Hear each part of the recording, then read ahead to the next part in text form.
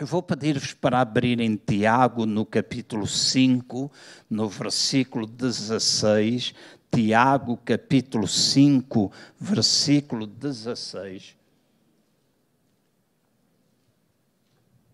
E este é o versículo que eu quero usar de base para a mensagem desta manhã. É simplesmente o versículo que eu quero que esteja nas vossas mentes por um tempo. A semana passada, quando eu comecei a falar, o tema que eu dei à série destas duas mensagens foi de nós despertarmos o poder da vulnerabilidade.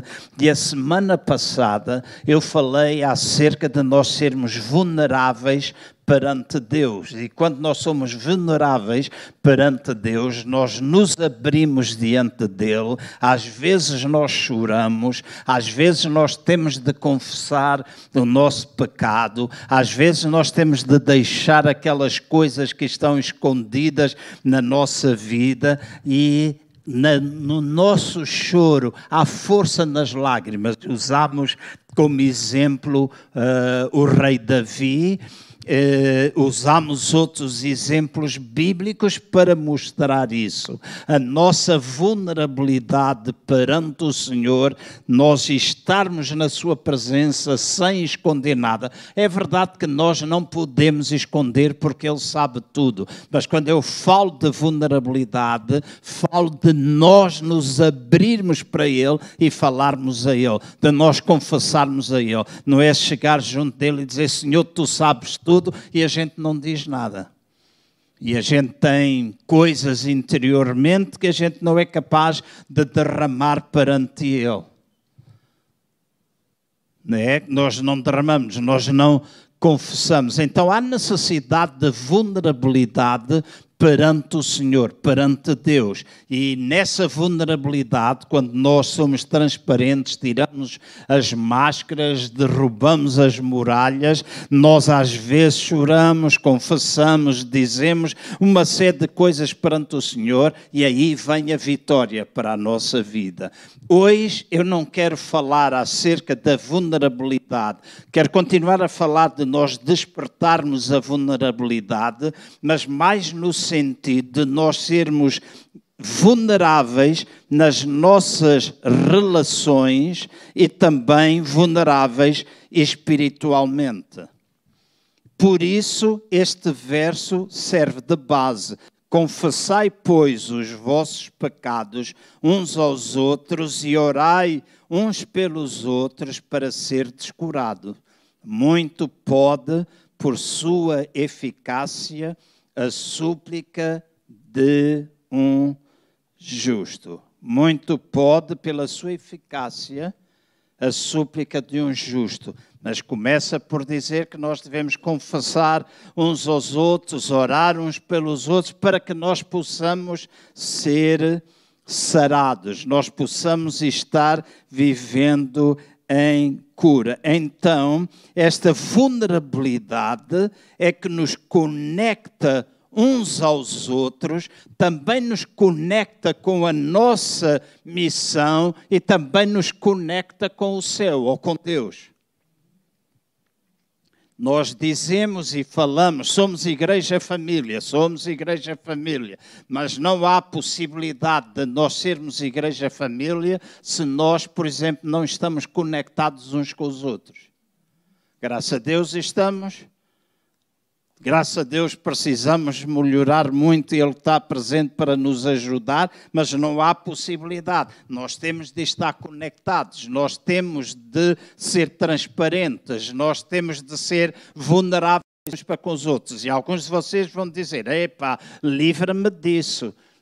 Livra-me disso, eu já tive tão más experiências no passado, abri-me com um irmão, pai, o gajo lixou-me a vida toda, me foi contar. Esta semana eu vi um vídeo daqueles que é um pouco de brincadeira, mas mostra a realidade de muitas igrejas. Às vezes na nossa pregação nós usamos isso como exemplo, um irmão da igreja que foi ter com o pastor para confessar um pecado pecado, e o pastor perguntou, mas você está aqui para confessar o seu pecado? Abra-se lá. E ele disse, pastor, estou a pensar se devo fazer. E o pastor disse, não, esteja à vontade. Aquilo que é tratado entre mim e você aqui dentro do gabinete, fica entre mim, sim. E o irmão disse, pastor, eu venho aqui para confessar que eu traí a minha esposa. E o pastor mudou a cara e disse, oh, irmão, a gente vai orar, Deus, porque aconteceu. E lá tentou dar um bocado de encorajamento. Chega à casa e entrou com uma cara um bocado abatida e a esposa perguntou, hoje tu estás a vir com a cara assim um bocado abatida, o que é que aconteceu? O que é que aconteceu? E ele disse, hoje foi um dia complicado, eu recebi lá um irmão, lá no meu aconselhamento, e ele veio confessar que traiu a esposa. E a mulher, como boa mulher que é, não é capaz de ouvir isso, tem de tentar saber quem foi. Né? Quem foi? E ele disse, foi o irmão Paulo. Como é que o irmão Paulo é capaz de fazer uma coisa dessas, coisa horrível, etc. E a nossa irmã, que liderava as senhoras, né, o Ministério das Senhoras, quando chegou lá, disse, hoje vamos ter a nossa reunião de senhoras, nós somos um grupo unido, nós somos mulheres de oração e nós temos como assunto principal orar pelo nosso irmão Paulo, porque ele traiu a sua esposa. E a história continua, não vou contá-la até o fim, mas os irmãos imaginam uma situação que devia ficar guardada, foi uma situação que se espalhou. E esta, os irmãos podem rir porque é uma história, mas esta história já se repetiu em muitos outros lugares. Em muitos lugares já aconteceu. Então, muitos de nós que estamos aqui podemos ter experiências super más do nosso passado. Eu pertenço a uma geração em que, porque nós jogávamos à bola e para os pastores daquela altura jogar à bola era pecado, nós tínhamos de ir no culto da ceia quando éramos descobertos. No culto da ceia a gente não podia tomar a ceia sem ir pedir perdão à igreja. Nós não podíamos fazer... Se fôssemos ao cinema, então tínhamos 3 meses de disciplina, que não podíamos tomar a ceia durante 3 meses ou mais.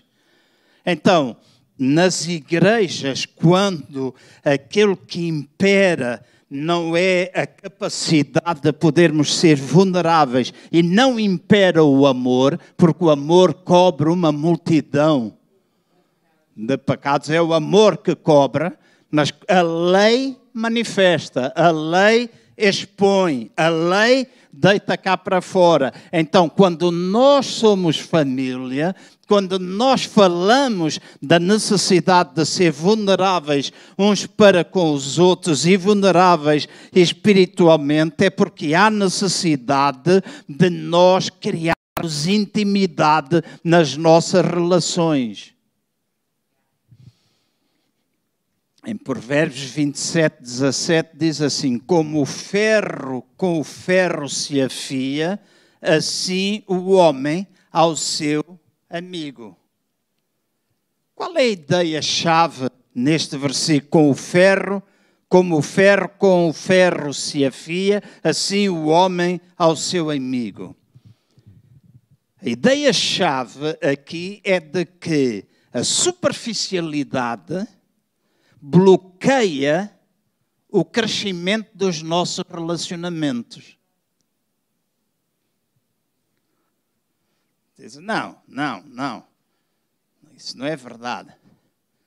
Mas se eu voltasse àquilo que foi a vida de Davi, até chegar a Sião, foi na cidade de Hebrom, uma cidade que nunca havia sido conquistada por ninguém, e a cidade mais alta, Hebrom era mais alto do que Sião. Ele teve que passar por Adulão, Ele teve de passar, portanto, em Adulão, ele estava a aprender a ser fiel nas coisas naturais, depois ele foi para a caverna, aprendeu a ser fiel nos relacionamentos, lá em cima ele aprendeu o que é fidelidade, verdadeiramente fidelidade nas relações entre as pessoas. E é quando nós passamos isto, quando nós somos fiéis no natural, naquelas coisas pequenas,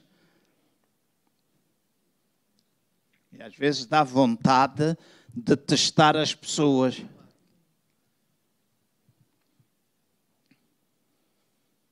Às vezes dá, não temos de fazer, mas dá vontade.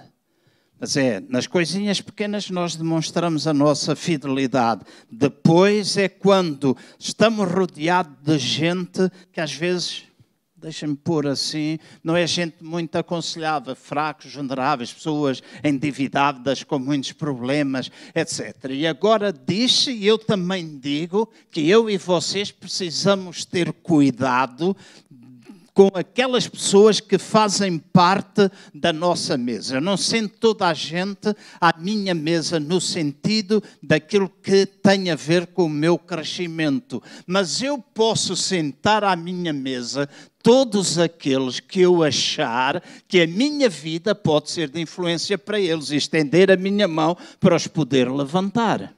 Então há sempre, uma moeda tem sempre duas faces.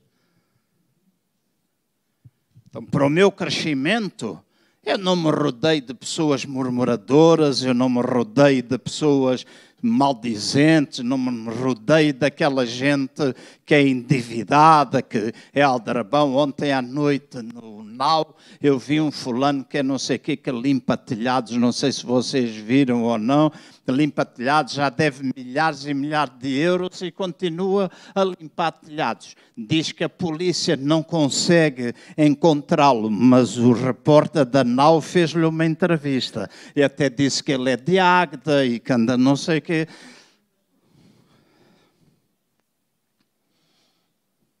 Então, quando nós criamos relacionamentos, quando nós somos vulneráveis uns para com os outros, então nós podemos crescer nos nossos relacionamentos. Se somos simplesmente superficiais, não mostrando quem na realidade nós somos, nós estamos a dar aos outros a permissão de eles fazerem a mesma coisa. Então, a minha vida, eu digo isso nos nossos casamentos. Nós falamos muitas vezes de comunicação. Eu, nestes outros 2 fins de semana, fiz em Coimbra, fiz em Aveiro, vim de Angola e tinha feito lá. E nós falamos muito da comunicação, do papel do homem, do papel da mulher. E eu já estou quase com vontade de meter os dedos na boca e vomitar, porque a gente sabe essas teorias todas, mas na prática a gente não consegue fazer nada disso. O que é comunicação? Como é que correu o teu dia? Correu bem? O teu chefe chateou-te muito? Estou tão cansada hoje, não me apetece nada, temos de comer e ir já para a cama. Mas não, antes de me deitar eu ainda tenho de ir fazer não sei o quê. Eu ainda tenho de ir fazer lá a página. Então, vou dar só um exemplo, não estou a dizer que é a vossa vida. Depois vão para a cama e ele diz, José diz, Cristina, a gente já não coisa e tal, há 10 dias que a gente não coisa e tal, e ela diz, mas hoje estou tão cansada, não é dor de cabeça, mas hoje eu estou mesmo cansada, vamos deixar isso para amanhã, mas amanhã está cansado outra vez. Comunicação fantástica. E comunicação não é isso. Isto não é comunicação. Comunicação é nós expormos o que pensamos, o que sentimos, o que imaginamos, o que nós sonhamos juntos. Se eu perguntar aos maridos e mulheres que estão aqui qual de vocês tem sonhos em conjunto com a vossa mulher ou com o vosso marido, se calhar eu não enchia a minha mão. sem acusar ninguém, sem querer diminuir. Mas essa é uma área importante na nossa vida. E é a mesma coisa nos nossos relacionamentos. Nós somos família, nós apregoamos tantas vezes, nós somos família. Se somos família, não vamos ser superficiais. Vamos procurar criar laços. Com toda a gente, não. Nem toda a gente serve para nos ouvir. Não toda a gente serve para nos ouvir, mas mal de nós se nesta igreja não há pessoas capazes de ouvir os outros sem terem uma língua comprida. Mal de nós. Mal de nós.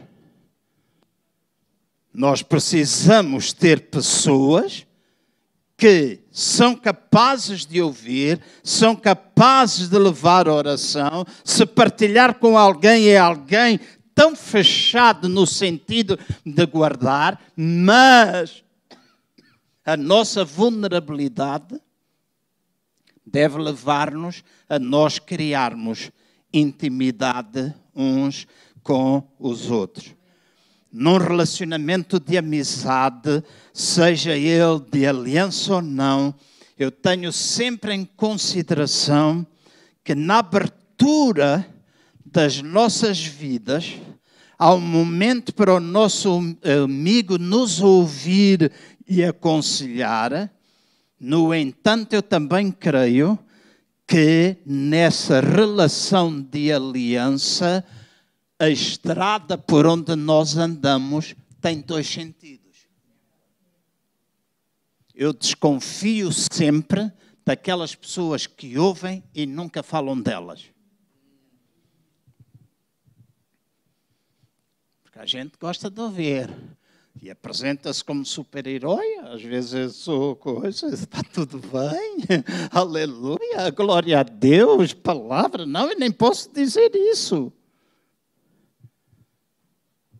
Mas todos nós que estamos aqui temos fragilidade, todos nós que estamos aqui temos dificuldades. Então, se eu sou amigo de aliança com alguém, se o meu coração está ligado ao coração de outra pessoa, irmão em Cristo, então se eu tenho essa ligação, por exemplo, com a pastora Teresa, então eu vou abrir-me. Mas em tempo de dificuldade, porque eu confio, em tempo de dificuldade, se a relação é de aliança, nós temos de confiar uns nos outros. Eu tenho de ouvir as suas dificuldades também. Porque a estrada tem dois sentidos. Porque a maior parte das vezes, quando só vai numa direção, é porque continua a ir em muitas direções. E nós podemos ficar a pensar, é sempre assim? Normalmente é quase sempre assim. Então, eu peço a Deus para cada vez ser mais prudente e só falar dos meus problemas. Se o outro me ouve, esse o outro também fala. Eu tenho amizade e não é desconhecida. Tive 3, 4 amigos muito fortes, vivendo fora e alguns aqui. Mas dos meus amigos, o Eric Lavender ocupava um espaço muito especial, Ted Danson, Andrew Sherman e Peter Pretorius. Eu falava com eles e eles falavam comigo. Eu abria muitas vezes, ligava ao Eric e dizia: Eric, eu não sei o que é que eu hei de fazer, eu estou a passar esta dificuldade, eu já experimentei tudo, eu já orei, eu já clamei, já pedi direção ao Senhor, mas ou ele está surdo ou eu. Porque eu não consigo, não há nada, não tenho. E ele às vezes dizia: olha, espera só um bocado que a Sónia está a chamar-me. Era só um truque dele. Ele, no intervalo que me punha em espera, ele ligava para a agência de viagens e dizia assim: logo, se fosse ainda horas, logo, normalmente ele vinha no avião das 7 e qualquer coisa da British Airways, logo vai ter comigo o aeroporto, eu vou para estar contigo. E ele vinha para estar comigo, passava 3, 4, 5 dias do bolso dele, a pagar do bolso dele, para estar comigo, orar, conversarmos, dar conselho. Mas também nunca esqueço, quando a sua filha foi violada numa festa onde o álcool rolou e a filha ficou grávida, eu não esqueço o dia em que o Érico me ligou a dizer: João, eu só tenho vontade de matar o gajo. E não venham dizer que nós, pastores, às vezes não temos, principalmente quando toca aos nossos. Eu tenho vontade de o matar, pá. E o Érico disse: eu toda a minha vida preguei contra o aborto, mas eu só tenho vontade de dizer à minha filha para abortar, porque aquilo que ela tem dentro dela é fruto de uma relação ocasional. E eu fiz o inverso. E orei com ele e aconselhei: não faças, não faças, não faças. E graças a Deus a neta não foi abortada. A neta hoje está nos lugares de governo, lá em Windsor. É uma pessoa super inteligente, uma mulher consagrada a Deus. O marido é um homem fantástico. Mas o que eu estou a dizer é, nessa vulnerabilidade, nós criamos laços de intimidade. Então eu faço isso com o Ted faz comigo, eu faço com o André, faz comigo. Então nós podemos criar isso. E podemos criar entre irmãos e irmãs em Cristo, né? Então, escutem. Antes, nenhum coração pode curar ambos. Nenhum coração pode curar outro se ambos estão escondidos atrás de armaduras. Se eu me escondo atrás de uma armadura e a irmã Adelaide se esconder atrás de outra armadura, o meu coração e o coração dela não pode ficar curado porque a gente está escondido atrás de amarguras. Então nós nunca mostramos quem somos, o que sentimos, o que precisamos, etc. E volto-te a dizer, é toda a gente da igreja preparada para ouvir? Não. Mas tu podes pedir a Deus e volto a dizer, no corpo de Cristo e nesta igreja local, há pessoas que te podem ouvir. E podem guardar, não vão desbaratar. Eu vou dizer uma coisa que para mim é importante. Para mim é importante. Sou pastor desde 1900, pastor de tempo inteiro. Fundei o CCVA em 1991, 1986 fiquei pastor, comecei a servir a Deus em 1978. Ainda hoje, eu guardo no meu coração coisas que pessoas me confessaram sem eu nunca ter aberto a minha boca e no presente já tentaram lixar a minha vida. Estão a ouvir? É só para pôr os fusíveis aí a trabalhar. Guardar coisas que nós ouvimos, que nós soubemos, que nos foi confessado, e a gente guarda e nunca utiliza isso contra a pessoa quando ela não está a ser fiel conosco. É difícil, mas esta é a intimidade que nós devemos ter uns com os outros quando falamos de ser igreja. Amém? Está a ficar uma igreja abaixo da presbiteriana, muito tradicional. Então, famílias, principalmente no seu núcleo mais próximo, amizades genuínas e igrejas saudáveis nascem onde há espaço para conversas honestas, onde há espaço para a confissão, onde há espaço para o perdão, onde o perdão muitas vezes vai obrigar à restituição, mas isso traz sempre saúde à nossa vida. É para dividir em 2, daqui a um bocado é em 3. A vulnerabilidade pode ser uma porta para a nossa cura. Vejam em Tiago 5,16, aquilo que nós lemos no princípio, diz: confessai para serdes curados.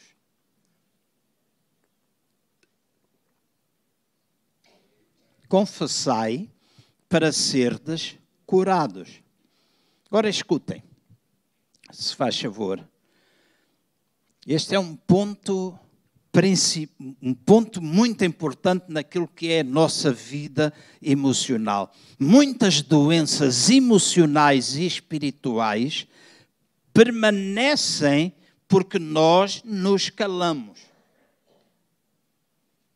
Há muita doença emocional e espiritual e que tem muitas vezes o seu reflexo físico porque nós permanecemos escondidos e agarrados a essa doença e nós nos calamos. Agora, a confissão não é para nós expormos e sermos envergonhados, mas a confissão que nós fazemos é para que haja revelação e nós podermos ser curados. Se nós confessamos e somos expostos, envergonhados, trazidos para a frente de uma igreja, toda a gente fica a saber o que é que está a acontecer, então não há cura, há desânimo, há tristeza, há angústia, há vergonha.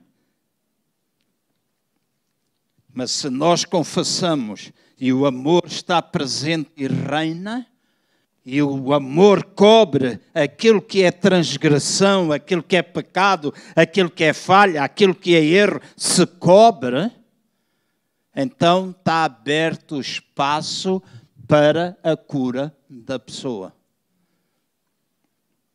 Amém? E a igreja no seu todo hoje, lida com muitas situações complicadas. E que saem fora, às vezes, daquilo que é o habitual na vida das igrejas. Nós ouvimos, podemos tomar posições bruscas, nós podemos atacar, nós podemos dizer eu não quero isso, posso me apegar politicamente a qualquer ideia de que vá contra aquilo, mas mais do que o politicamente correto, tem de haver o amor de Deus. E Deus ama toda e qualquer pessoa. Posso não gostar, posso não concordar, mas Deus ama a todos. Amém?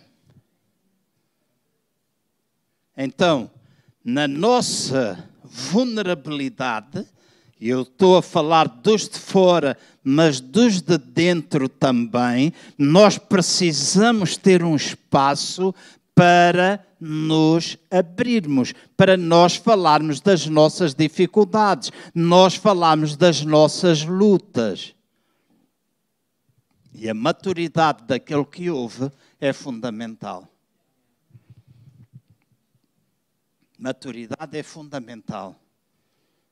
Eu nunca esqueço no meu ministério, nunca esqueci isto, nunca vou esquecer. E sempre peço a Deus, eu tenho convicções em relação a isso, mas houve uma altura na igreja de Alvalade em que aconteceram com algumas pessoas situações muito complicadas, mas estou-me a lembrar uma época que nós tivemos ali 6 mulheres que eram lésbicas e 3 homens que eram homossexuais. Estavam na igreja, assistiam na igreja, falavam na igreja com as pessoas. Eu nunca abri a minha boca, pela minha boca nunca ninguém, a palavra nunca é forte, nunca ninguém soube. Mas também de cima do púlpito, também nunca brinquei com a situação, também nunca ataquei, também nunca fiz isso. No dia em que eu convidei um pastor e de cima do púlpito começou a brincar, esses maricas, esses homens que são não sei quê, essas mulheres que são isso. No domingo a seguir, 3 mulheres saíram, no domingo a seguir 6 dos outros foram embora. E nunca mais puseram os pés na igreja. E a minha questão é, preferível tê-los lá fora ou dentro, com a possibilidade do Espírito Santo trabalhar na vida deles. Onde é que é melhor? Mas nós reis, não, na igreja não pode, isto tem de ser um lugar puro. Não é nada puro, basta tu estares aqui. Se tu estás aqui, mas a igreja tem de ser perfeita. Vai para o céu, morre e vai para o céu rápido, que lá vais encontrar tudo o que é perfeito. Então, vulnerabilidade nas nossas relações, naquilo que é a nossa ligação uns para com os outros.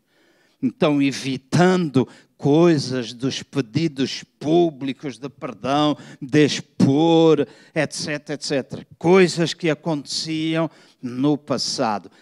Deixem-me passar ao ponto a seguir, citando isto. O filho pródigo só foi restaurado quando teve a coragem de voltar e dizer, eu pequei. Mas o pai estava lá à espera. E Ana já pregou aqui uma vez sobre isso, o Jorge creio que também já o fez e outros se calhar já o fizeram também. O pai estava à espera do filho. O filho disse, eu pequei. E o que é que aconteceu? O amor envolveu. Terceiro ponto, não se assustem que não são 10, são só 4 ou 5. A vulnerabilidade no ministério. Em 1 Coríntios, capítulo 2, versículo 3 a 5, diz assim, e foi em fraqueza, temor e grande tremor que eu estive entre vós. A minha palavra e a minha pregação não consistiram em linguagem persuasiva de sabedoria, mas em demonstração do Espírito e de poder, para que a vossa fé não se apoiasse em sabedoria humana, e sim no poder de Deus. E aqui está alguma coisa que eu penso e repenso e que disse o domingo passado e que volto a dizer, e aqui há um mês e tal atrás falei nisso também. O nosso mundo, as pessoas à nossa volta, aquilo que nós chamamos mundo, aquilo que nós vamos vendo, as pessoas cada vez mais se impressionam com a força, com o poder humano, com a performance, com aquilo que é a aparência, com aquilo que a gente diz, eu sou não sei o quê, eu sou o senhor de mim mesmo, eu sou capaz de fazer isso tudo por mim. Mas aquilo que eu tenho vindo a descobrir cada vez mais é que Deus é um especialista em trabalhar com aqueles que se consideram fracos, se consideram que sem Ele nada podem fazer. E este é o Evangelho. A soberba procede da queda. Quando a gente começa a pensar, e somos uns pavões, somos os maiores, somos aqueles que conseguimos fazer tudo. Então deixem-me dizer, a vulnerabilidade no nosso ministério, na maneira como nós vamos servindo. Moisés é um exemplo, lá em Êxodo, no capítulo 4, Moisés, quando foi chamado por Deus, Moisés encheu Deus de desculpas. Eles não quererão, nem vão ouvir a minha voz, pois dirão, o Senhor não te apareceu. Eu não sou eloquente, pois eu sempre fui pesado de boca e pesado de língua. E eu agora ando sempre a morder-me, caraças, já me mordi 3 ou 4 vezes com os dentes. Sou pesado com estes dentes, que já são os definitivos. Farto-me de cuspir. Senhor, envia outro e não eu. Foram desculpas de Moisés. Mas Deus não descartou Moisés. Deus usou a sua limitação para ele poder demonstrar o seu poder. Não era o poder de Moisés, mas era o poder de Deus. Antes de saltar o outro, pronto, escuta. Tu não precisas de ser perfeito para servir. Só precisas estar disponível e ser honesto e vulnerável. Não é porque tu és perfeito, mas é porque tu estás disponível, tu és honesto, és vulnerável, então Deus pode te usar. Salmo 62, versículo 8. Derramai perante Ele o vosso coração.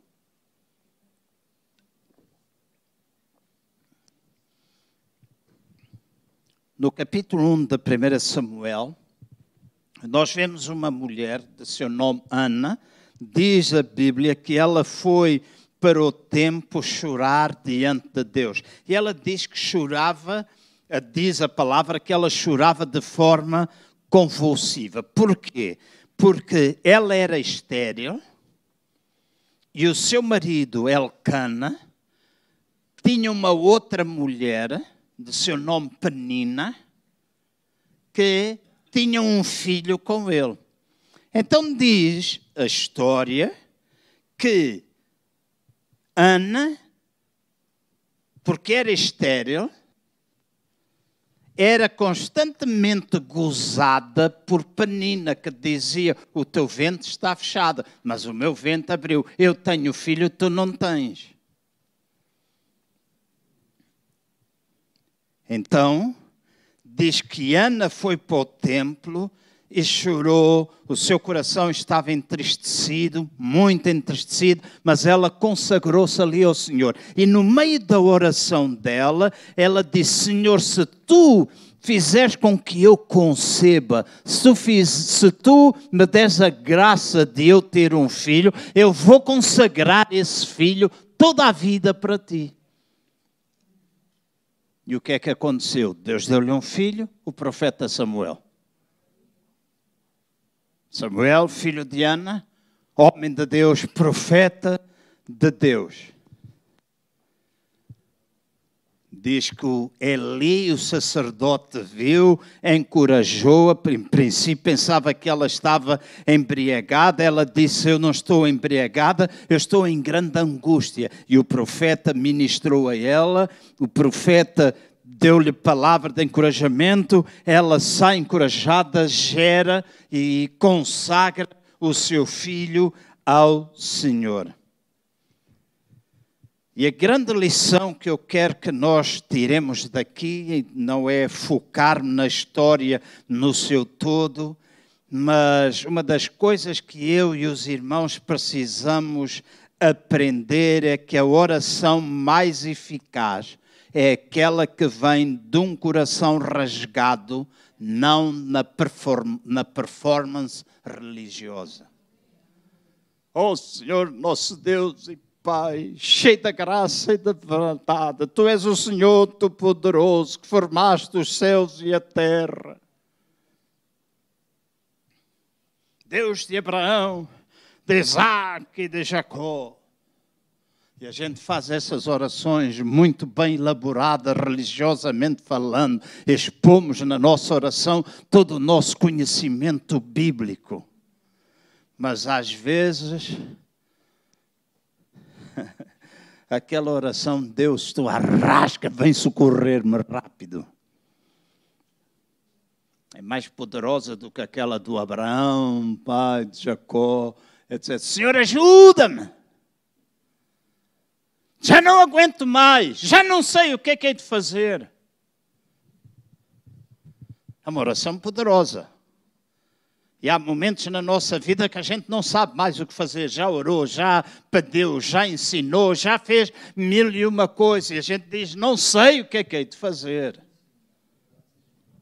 E quando o nosso coração está rasgado, está com dor, porque a gente não sabe mesmo o que fazer, a gente já teve toda a teoria, já aprendemos tanta coisa boa, e a gente sabe, já pôs todo o nosso conhecimento em prática, mas nada parece estar a funcionar, nada funciona tão bem como a oração feita de um coração que está carregado com dor, que está rasgado e que vai ser sincero e honesto para com Deus. Eu não aguento, Deus. Por favor, toma tu conta da situação. E quando Ele toma conta, não vais lá buscar. Não vais lá tentar arranjar soluções. Ah, mas eu estou com dificuldade. Ah, eu estou oprimida. Ah, eu tenho isto. Ora, caramba! Caramba, ora! Chora! Fecha-te no quarto, clama. Diz, eu estou cheio de dor. Eu já não sei.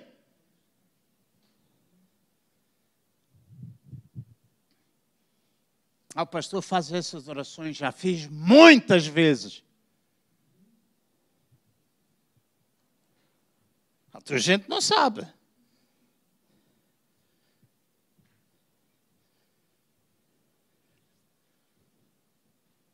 E às vezes aquilo que parece esfumar-se, às vezes aquilo que parece diminuição, é o nosso crescimento, é a nossa força, é a nossa alegria, é a nossa capacidade a ser aumentada. Então, quando nós falamos de vulnerabilidade no ministério, nós estamos a falar de descarregar a nossa alma na presença do Senhor, como Ana fez.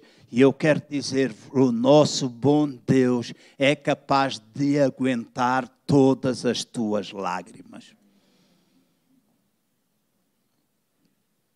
Eu morava ainda em Vila Franca. Aconteceu uma situação que me apanhou sem esperar, desprevenido. E eu lembro-me que durante alguns dias, literalmente alguns dias, eu pegava no carro e chorava, eu estava em casa e eu chorava, eu estava na sala, eu chorava, eu estava a comer, eu chorava, e muitas vezes eu não dormi, e num sofá que eu tinha na sala, eu chorava. E um dia eu disse, Deus, eu já não tenho mais lágrimas para chorar, por favor, toma conta disto. E naquele dia, e disse, Deus, seca as minhas lágrimas. Naquele momento, ainda hoje gosto de chorar, se for preciso. Há homens que não choram, gaita, não chora o caneco.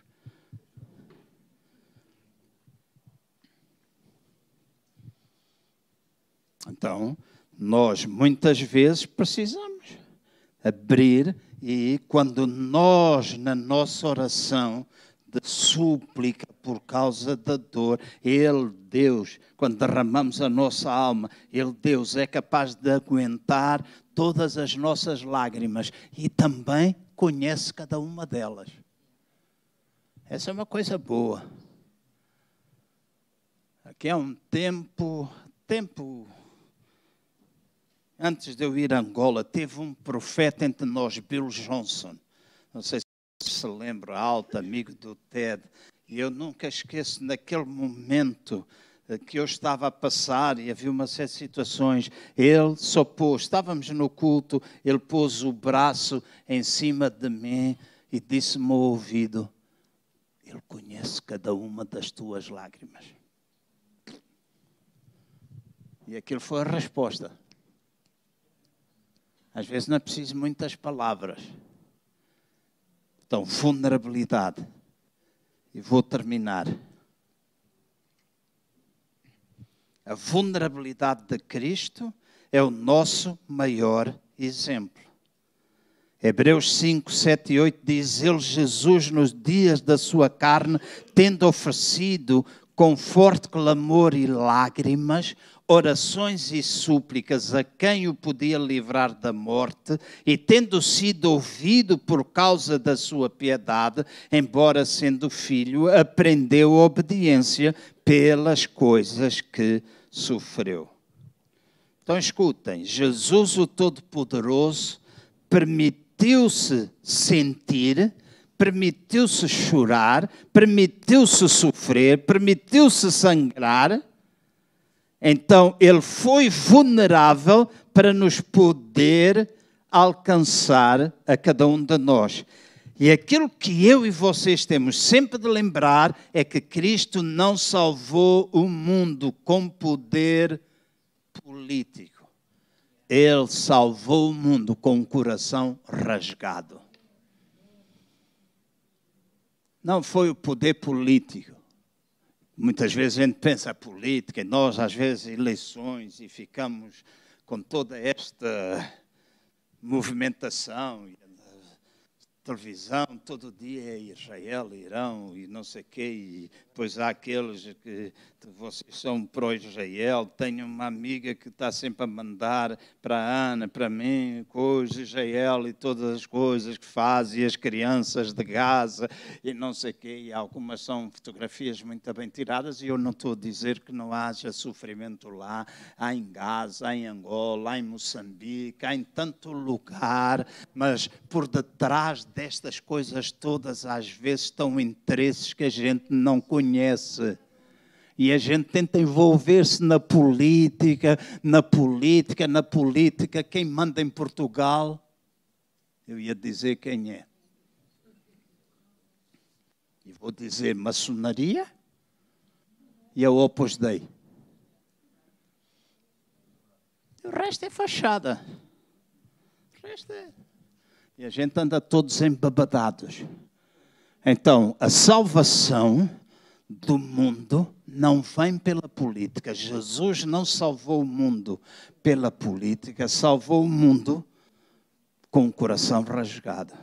Da mesma maneira, nós, igreja, não somos chamados para envolver a política, e infelizmente muitas igrejas já se venderam à política. Aqui ainda não é um costume tão grande, mas cada vez está a tornar-se maior, porque já vieram líderes do Brasil na altura das nossas eleições para indicarem aos crentes que eles têm cá qual era o partido onde deviam votar. Vão-se lixar, fiquem todos no Brasil. Nós não precisamos disso. Desculpa, eu estou a usar assim um termo, vão-se lixar, mas é lixar com aquela lixa daquela d'água, né? Aquela fininha, aquela que só faz, aquela lixa que não aleija, né? Que é aquelas, é lixa d'água, né? Não é lixar, é. Nós não precisamos disso, nós não precisamos de abrir os nossos púlpitos para ter o A, o X, Y, Z. Nós não precisamos. Nós precisamos coração rasgado para orar, para chorar, para clamar, para pedir Deus. Deus, Deus. E Deus salva com o coração rasgado. Deus salva com o coração rasgado. João 1,14 diz: e o Verbo se fez carne e habitou entre nós, cheio de graça e de verdade, e vimos a sua glória, glória do unigênito do Pai. Então não há graça sem verdade, não há verdade sem vulnerabilidade. Eu repito, não há graça sem verdade, não há verdade sem vulnerabilidade. Então Deus, neste lugar, nesta igreja, quer restaurar relacionamentos, Deus quer curar feridas, Deus quer renovar corações, mas para isso eu e vocês precisamos derrubar muralhas. Já falámos nisso algumas vezes, derrubar muralhas para que possamos permitir Deus entrar. E precisamos fazer isso na igreja. Então, individualmente, a nossa vulnerabilidade perante Deus, que nos leva a chorar perante Ele, e há força nas nossas lágrimas, Solange. Há força nas nossas lágrimas. Quando a gente se abre, quando a gente pede, quando a gente não sabe, há força na lágrima. Quando nós estamos a ser vulneráveis perante eles. Mas porque não estamos só salabi, salabai e caminhamos nas nuvens. Também tem de haver vulnerabilidade entre nós. Abrirmos, procurar ajuda, encontrar, fortalecer laços cada vez mais. Uns com os outros. Às vezes com um grupo mais restrito. Às vezes tu tens 2, 3 pessoas que tu és capaz de confiar, mas faz. Faz isso. Abre o teu coração e fica com a certeza absoluta que essa pessoa é capaz de guardar. Os nossos amigos da aliança. A pessoa ouve, não julga, porque não julgar é importante, porque nós não somos chamados para o julgamento. Então não julga, ouve, ora, pode dizer qualquer coisa, pode perguntar, pode partilhar como vai, mas é um laço, é alguma coisa que leva à oração.